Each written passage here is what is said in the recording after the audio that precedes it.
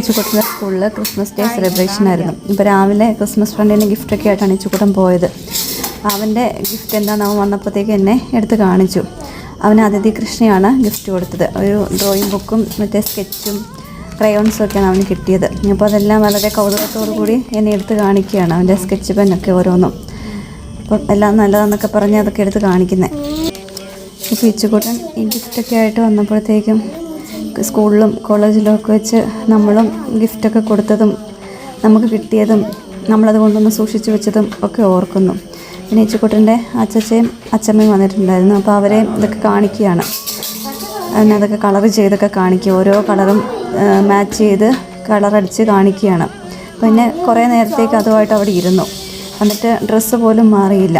ഇപ്പം കളറടിക്കാനുള്ള ആ ഒരു ഇൻട്രസ്റ്റിൽ അവിടെ ഇരുന്ന് അവനത് ചെയ്തുകൊണ്ടിരിക്കുകയാണ്. ഇന്നത്തെ വീഡിയോ ഇത്രയേ ഉള്ളൂ.